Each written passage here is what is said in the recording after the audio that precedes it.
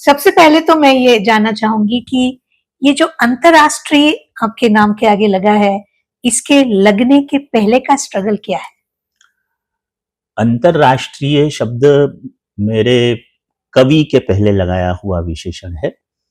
अंतर्राष्ट्रीय बनने से पहले राष्ट्रीय विशेषण था, राष्ट्रीय से पहले प्रदेश का विशेषण था, प्रदेश से पहले शहर वाला विशेषण था, शहर से पहले कॉलेज वाला और कॉलेज से पहले स्कूल वाला था। अब ये स्कूल से लेकर अंतर्राष्ट्रीय कवि होने तक की जो यात्रा रही, इसमें बेशक संघर्ष तो आई है।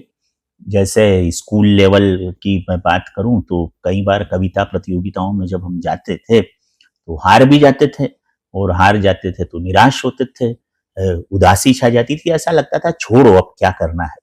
मगर उस समय आप जैसी कोई शिक्षिका कोई शिक्षक होता था और वो हमें इस बात का एहसास कराता था कि बेटा डरना नहीं है, इसको यात्रा को जारी रखो।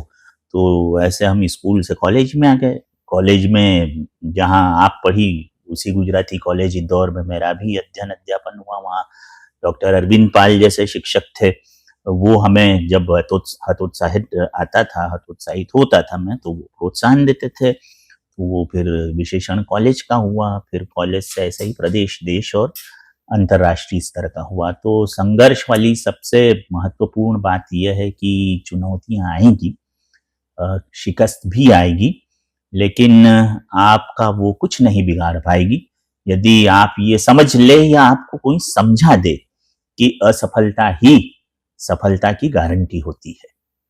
कोई ऐसा समय या कोई ऐसी घटना आपके संघर्ष के समय की जो आपको लगता है कि हमें हमारे दर्शकों को और सभी भाई-बहनों को बतानी चाहिए? जी, ऐसा तो कई बार हुआ, लेकिन खास तौर पर कॉलेज के समय का मैं ज़िक्र करूँ तो गुरु घासीदास विश्वविद्यालय बिलासपुर में बना ही था, और वहाँ पर एक काव्य पाठ प्रतियोगिता होने जा रही थी, जिसमें इंदौर के देवी अहिल्या विश्वविद्यालय का प्रतिनिधित्व करते हुए मैं वहाँ पर पहुँचा। वहाँ पर बहुत अच्छी प्रस्तुति होने के बाद भी पता नहीं निर्णायकों को क्या लगा, उनका अपना क्राइटेरिया क्या होता है, तो मैं हार गया उस प्रतियोगिता में। मुझे कोई पुरस्कार नहीं मिला प्रतियोगिता के निर्णय घोषित होने तक। लेकिन वहाँ पर जो बिलासपुर की जनता थी, बिलासपुर का स्टूडेंट वर्ग था, और वहाँ पर दीगर जो प्रोफेसर्स बैठे थे, उस समय मैं तो स्टूडेंट था, जैसा मैंने आपको पहले ही बताया, उन्होंने समवेत स्वर से इस बात का विरोध किया कि इन्हें सर्वश्रेष्ठ कवि का पुरस्कार मिलना चाहिए, ये क्यों नहीं दिया गया। तो जब सबने विरोध किया, समवेत विरोध हुआ, हर तरफ से विरोध हुआ, वहां जो मीडिया आया था उसने भी कहना शुरू किया, तो फिर वो निर्णायक फिर से बैठे और उन्होंने जब शीट को ध्यान से देखा तो उसमें एक राजीव कुमार वर्मा कहीं से आए हुए थे। तो वो राजीव कुमार वर्मा दरअसल वो शिकस्त में गए हुए थे और उसकी जगह राजीव कुमार शर्मा का नाम आ गया। तो ये एक बड़ी इंटरेस्टिंग घटना हुई मुझे। लेकिन जब मैं हारा था तब मैं बहुत नर्वस हुआ। मुझे लगा कि इतनी तैयारी के बाद, तरबूज का भूत करके एक मेरी बड़ी प्रसिद्ध कविता, वो मैंने वहीं पर सुनाई थी पहली बार।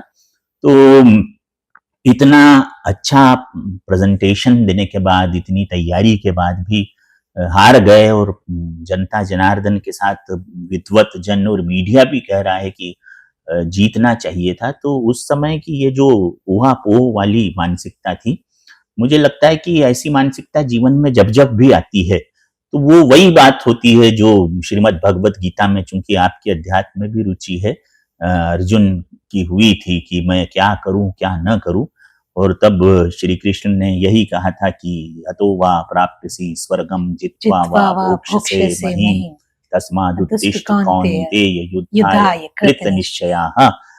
अपने कर्म को निश्चय पूर्वक करो, और वो यदि करते चलेंगे तो बाकी सब कुछ अपने आप बेहतर होते चलेगा। आपकी पहली कविता आपने कब लिखी थी और वो क्या थी? पहली कविता मैं जब खरगोन जिले के लोनारा गांव में मेरा जन्म हुआ, और बहुत छोटा सा गांव है पश्चिम निमाड़ में। तो वहां पर राम मंदिर में रामचरितमानस का पाठ लगभग 75 वर्षों से लगातार प्रतिदिन होता ही होता है। तो मैं वहां जाया करता था। वो चूंकि निमाड़ का क्षेत्र है वहाँ पर निमाड़ी में गरबी गाई जाती है। गरबी यानी हम जिसे गरबा बोलते हैं खासतौर पर गुजरात में, ऐसी वहाँ निमाड़ी में गरबी होती है। तो वहाँ से मैंने लिखना शुरू किया। तो सामान्यतः गरबियाँ जो वहाँ पर लिखी जाती थी उस समय, सिंगाजी महाराज का क्षेत्र है प्रभाव वाला, तो वो गरबियाँ जो होती थी वो धर्म पर लिखी जाती थी, ईश्वर पर लिखी जाती थी, राम और कृष्ण के चरित्र पर लिखी जाती थी। मैंने ज्वलंत टॉपिकों पे गरबियाँ लिखना शुरू किया। मैंने महंगाई पर लिखी, मैंने बहुविवाह प्रथा पर लिखी, गाँव में उस समय छोटी बच्चियों की शादी हो जाती थी, उस विषय पर लिखी और इस तरह से यात्रा शुरू हो गई। और वो महंगाई वाली गरबी तो निमाड़ में इतनी लोकप्रिय हुई कि आज मुझे निमाड़ को छोड़े हुए लगभग 6 दशक हो रहे हैं। लगभग 5-6 दशक, तब तो अभी भी वो गाई जाती है उस क्षेत्र में। तो हमको भी तो सुनने का मौका मिलना चाहिए। अब तो कुछ थोड़ी बहुत पंक्तियाँ याद है मुझे, क्योंकि वो मैं सुना देता हूँ। निमाड़ी बोली है वो, तो हो सकता है कि दर्शकों को निमाड़ी समझने में थोड़ी तकलीफ हो, लेकिन निमाड़ में भी इसे सुनने वाले होंगे ही यकीनन। और गरबी यूं शुरू होती है, थारी मौत तो क्यों नहीं आई, ओ बेईमानी तू कहां सी आई, थारी मौत तो क्यों नहीं आई, बेईमानी तू कहां सी आई, सच्चाई तू का धरी आई, ओ बेईमानी तू कहां सी आई, मास्टर सिगरेट पिय तो पोरियो पिय दारू, बाप न करयो नात रो तो छोरो लायो 3 जोरू, वेचण्यान शक्करम दही खड़ी मिलाइयो, बेईमानी तू कहां सी आई, थारी मौत तो क्यों नहीं आई, बेईमानी तू कहां सी आई। मेरे ख्याल से समझ में आ गया होगा मनीषा जी काफी बिल्कुल, कुछ। बिल्कुल। निमाड़ का एक शब्द नात्रो जो प्रयोग किया, नात्रा का अर्थ होता है दूसरी बीवी ले आना। यही एक ऐसा शब्द होगा जो शायद समझने में थोड़ी कठिनाई हुई हो कुछ लोगों को। हाँ, तो ये मेरी पहली कविता थी। भाषा अपनी बात जी, समझा देती जी, है, भावना अपनी बात समझा देती है। जी, है ना? तो बड़ी खूबसूरत कविता। तो आपने निमाड़ी में लिखा है, जी। और किस भाषा में लिखा है आपने? निमाड़ी का बाद मैंने हिंदी में तो काफी कविताएं लिखी, 1000 से ज्यादा, फिर अंग्रेजी में लिखी और फिर कुछ उर्दू की गजलें लिखी। ये बस ये 4 भाषाओं में ही लिखता रहा हूँ अभी तक मैं।